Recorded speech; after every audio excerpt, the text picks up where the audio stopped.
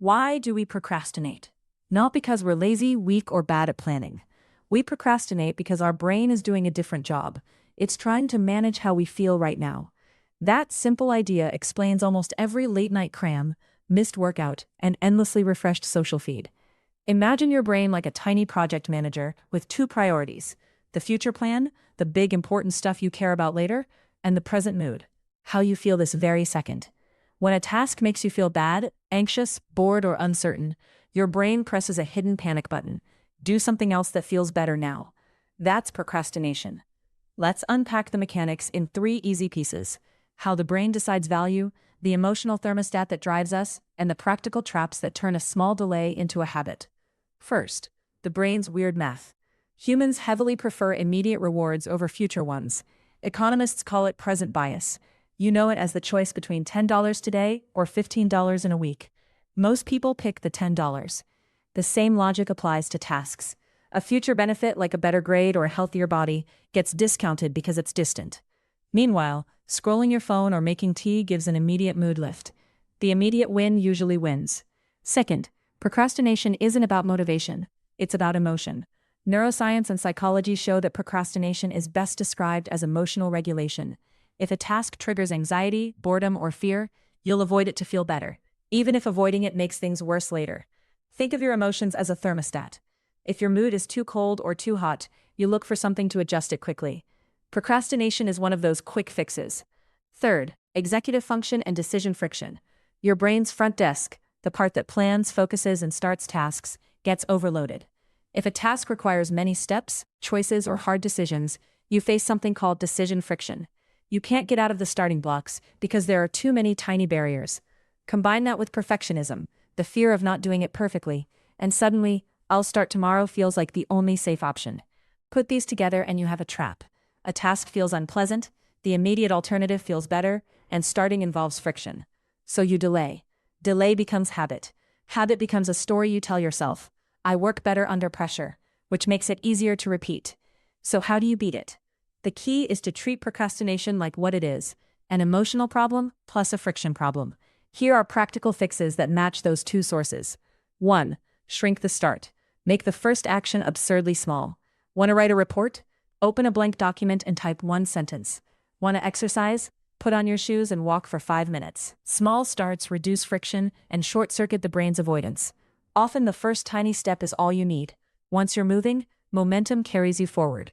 2. Use an if-then plan. Decide in advance: if X happens, then I will do Y. For example, if it's 9 a.m., then I will work on my essay for 25 minutes. These implementation intentions remove the moment-to-moment debate and make starting automatic. 3. Reframe the task's immediate payoff. Since the brain cares about now, attach an immediate reward. This could be a small treat after a focus session, or temptation bundling. Only listen to your favorite podcast while you do the unpleasant task. Give your present self something to look forward to. 4. Manage your mood before you start. If anxiety or boredom are the real blockers, change your emotional state first. Do 2 minutes of deep breathing, splash cold water on your face, or take a brisk walk. These tiny mood shifts lower the resistance to starting. 5. Remove friction from the environment. Want fewer distractions? Put the phone in another room, install a site blocker, or set up a dedicated workspace. Want higher friction for distractions? Make the bad habit slightly harder and the good habit slightly easier. 6. Time box and use timers. The Pomodoro method: work for 25 minutes, break for 5. Leverages urgency and short windows to fight present bias. Knowing the work period is limited makes it psychologically easier to start. 7. Use accountability. Tell someone what you'll do or make a public commitment. Social consequences activate a different part of the brain. We don't like letting others down. Accountability partners, study groups, or even posting a progress update can keep you honest. 8. Be kinder to yourself. Perfectionism and harsh self-criticism fuel procrastination by increasing the emotional stakes.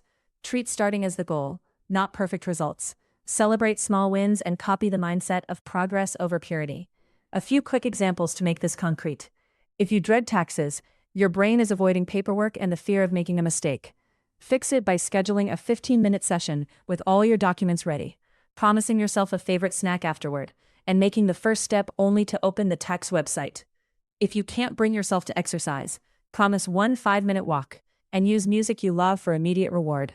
If a writing project feels paralyzing, read a terrible first sentence. Perfection isn't the point. Forward motion is. Finally, change how you frame the whole thing. Instead of "I'll start when I feel motivated," say "I'll act to change how I feel." That flips the script. Motivation is unreliable. Action generates motivation. Before we finish, here's the memorable takeaway to keep. Procrastination is not a character flaw. It's an emotional problem plus a friction problem. It's your brain trying to protect your mood. The solution is not stern willpower, but smarter design. Lower friction, raise immediate reward, and manage your emotions so you can begin.